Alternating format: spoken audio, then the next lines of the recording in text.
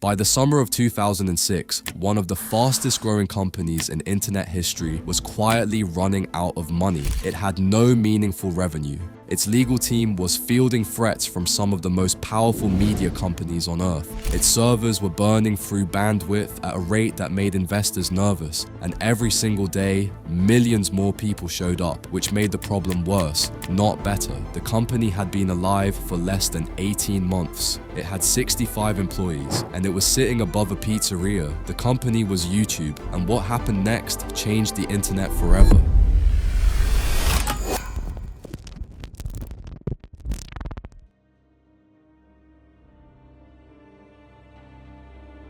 To understand how YouTube nearly died, you have to understand how it was born, and it was born as a complete accident. In February 2005, 3 former employees of PayPal registered a domain name. The date was the 14th of February, Valentine's Day. The domain was YouTube. The idea was a dating site. 3 men in their mid-20s, sitting in a makeshift office above a pizzeria and a Japanese restaurant in San Mateo, California, were building what they imagined would be a place for single people to upload short videos of themselves and find love. They even had a slogan: tune in, hook up.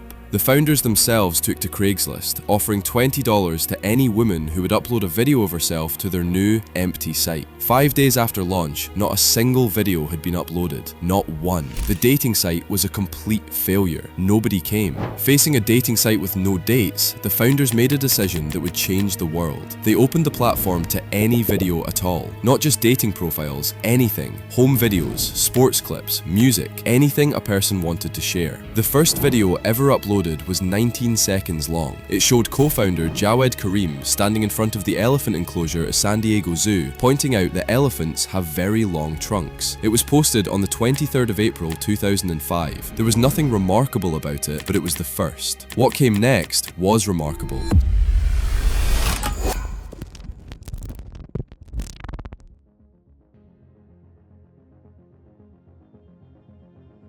In December 2005, just 7 months after its first video, YouTube officially launched to the public. The same week, a fan uploaded an SNL sketch called Lazy Sunday. It got more than 2 million views in its first week alone. YouTube's total traffic jumped 83% in 7 days. Nobody outside Silicon Valley had heard of YouTube before Lazy Sunday. Within a week, everyone had. The growth that followed was unlike anything the internet had seen. By July 2006, people were watching 100 million videos on YouTube every single day. 65,000 new videos were being uploaded every 24 hours. The site had become one of the most visited on the internet in under 18 months, built by 3 people in a room above a pizza shop on 2 rounds of Sequoia Capital funding, totaling $11.5 million. That was everything they had. That was the entire war chest, and it was disappearing. Here is the part nobody talks about. Every single one of those 100 million daily views cost money. Every upload, every stream, every click.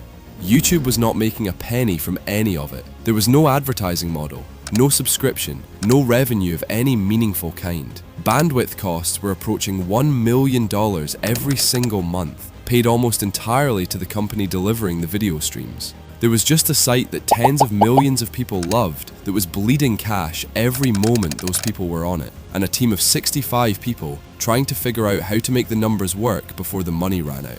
And then the lawyers arrived.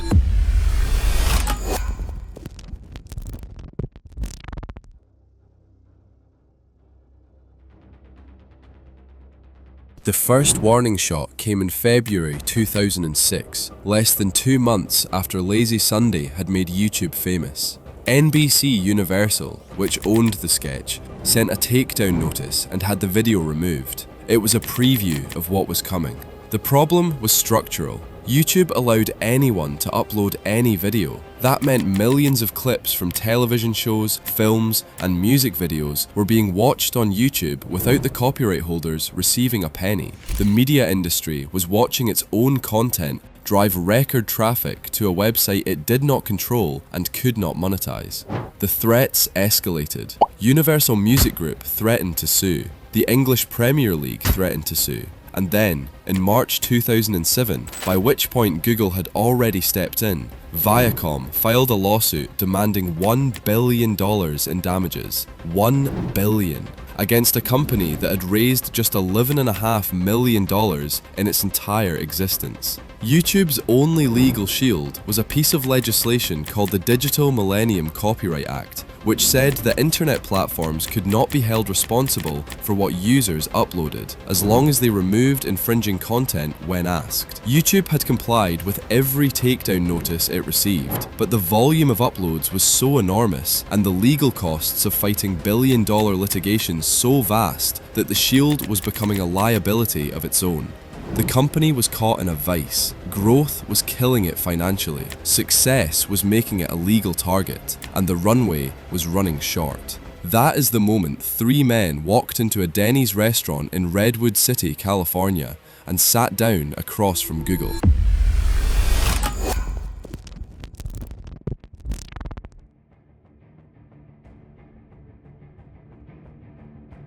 Steve Chen later said the meetings happened at the same Denny's restaurant, twice with Google and once with Yahoo, over the course of just days. The founders had already decided that the only way to scale without collapse was to find a partner with infrastructure, legal muscle, and money. Google had all three. On the 9th of October 2006, Google announced it would acquire YouTube for $1,650 million in an all-stock deal. It was the largest acquisition Google had ever made. At the time, YouTube had been alive for 20 months. The deal closed on the 13th of November. Chad Hurley received $345 million in Google stock. Steve Chen received $326 million. Jawed Karim, who had left the company early to return to graduate school, received $64 million. Sequoia Capital walked away with over $500 million on a combined investment of roughly $11.5 million, a return of more than 44 times their initial money within a single year. In 1 week of negotiation, over 2 meetings in a chain restaurant, 3 men in their 20s who had started a failed dating site with a slogan nobody remembers had pulled off the most improbable exit in tech history.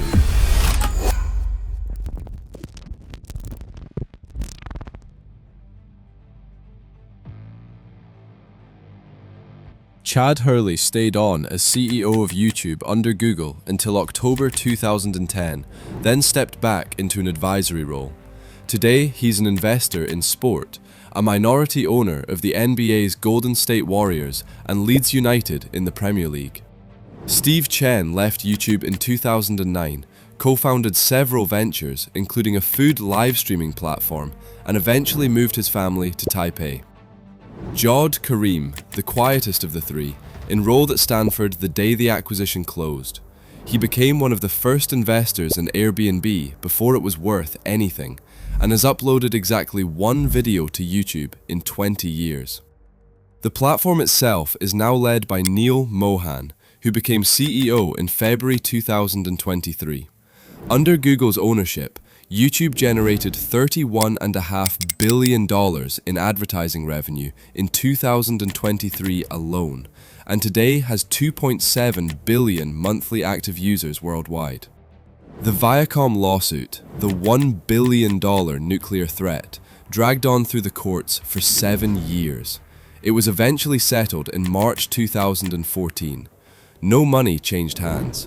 YouTube was ultimately shielded by the same law that had always been its best defense, the Digital Millennium Copyright Act's safe harbor provision, which protected platforms from responsibility for user-uploaded content as long as they acted on takedown requests.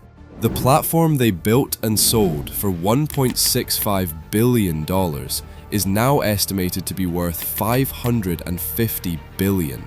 That is a 333-fold increase.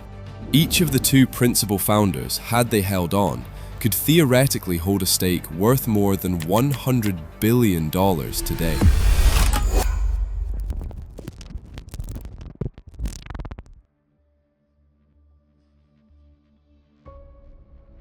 Here is what YouTube got catastrophically wrong. It built something the world wanted and had absolutely no idea how to charge for it, no revenue model, no sustainable funding mechanism, no answer to the question every investor was quietly asking: how does this make money? When your biggest asset is also your biggest cost, every new viewer making your bandwidth bill larger, you are not building a business, you are building a ticking clock.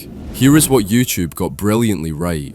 When the dating site failed, they did not shut down, they opened the door to everything. When Lazy Sunday went viral without anyone planning it, they let it run.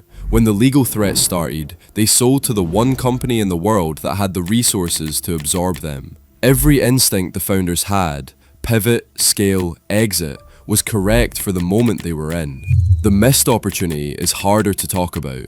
They sold for $1.65 billion, which made them all wealthy beyond most people's imagination.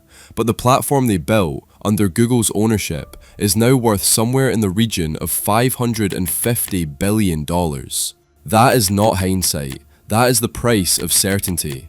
They took what was guaranteed. What was not guaranteed turned out to be worth 333 times more. That is what could have been, but they chose what was guaranteed. That is not a failure of vision. It was a rational decision when the company was days from running out of money.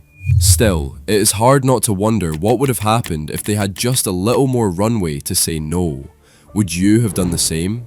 If you had 65 employees depending on you, a $1 billion lawsuit on your desk, and a Denny's booth across from someone offering you $1.65 billion in Google stock, would you have said yes? Or would you have bet on the clock?